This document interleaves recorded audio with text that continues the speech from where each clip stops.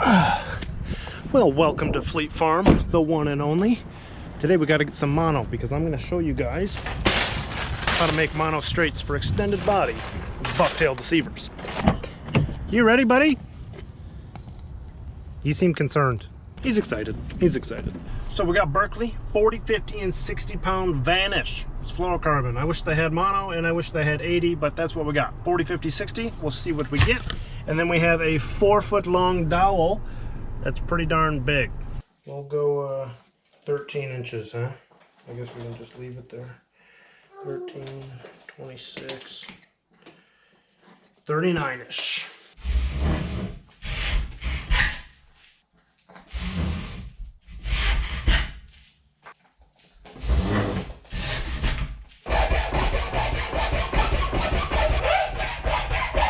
So that's the gist of it.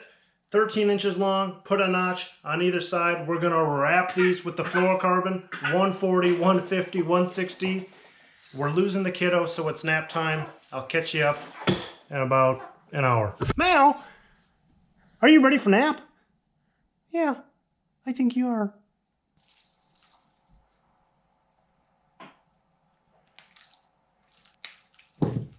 Perfection loop.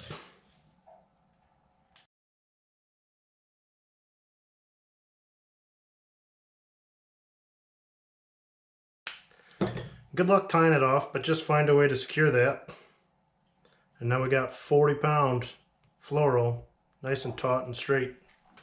So as long as you take care of this stuff, I mean, you got leader material. You got 40, 50, 60-pound Floro that you can use as a fly fishing leader for saltwater or big game, peacock bass, stripers, whatever you want to do. No, I'm just paranoid that these knots are going to come off as soon as the hot water hits it. So I'm just taking some fly tying thread, lashing it down to the dowel. And then if you're super cool, you can do a hanging whip finish. All right, so we got boiling water, fresh from the tea kettle.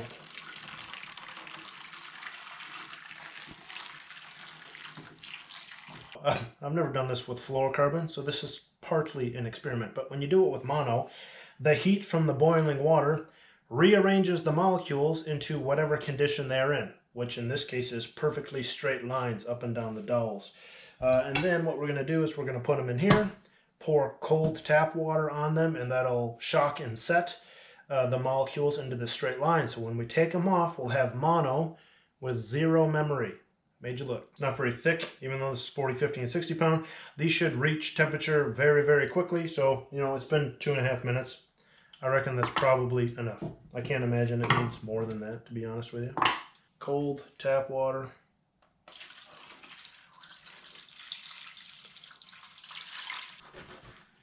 And we'll cut all these free. So check this out. You got perfectly straight fluorocarbon, absolutely no memory. We got 40, 50, 60 pound. I probably shouldn't have cut all of them because I have that weird bend point where it goes over the notch here. But these, the ones that aren't cut, you can just leave them on the dowel and cut one piece off at a time as you need it.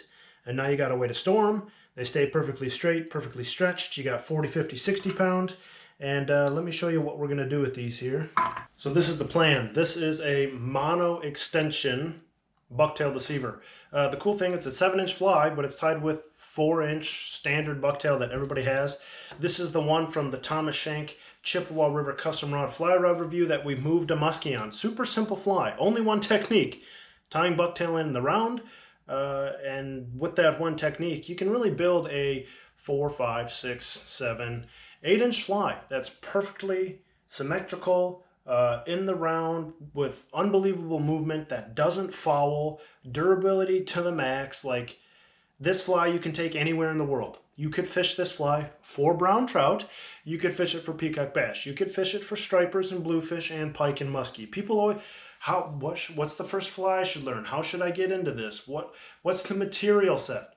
All you need is bucktail, Bob Popovic's book Fly Design, and somebody on YouTube, which I'm going to elect myself, to teach you how to do it. That's all you need. Well, you don't even need me. Just I taught myself from Bob's book. You teach yourself from Bob's book.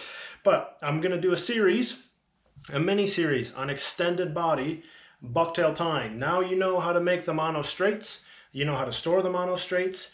We're going to do it on mono. We're going to do it on a shank. We're going to do it on a stiff rig shank, and we're going to do it on a tube fly.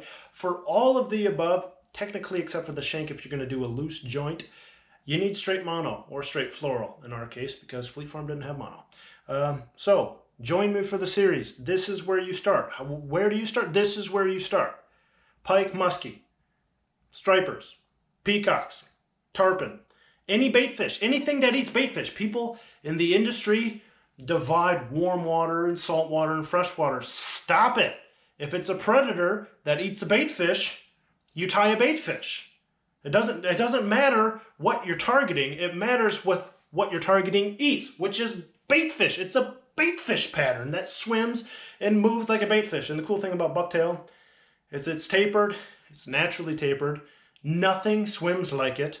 This is arguably, bucktail deceivers, bulkheads, and hollow flies, and extended body hollow flies. It's all incorporated in this, into the beast and everything, are the most castable, scalable, fishable. They are everything. They are predator fly design, and they're 50 years old.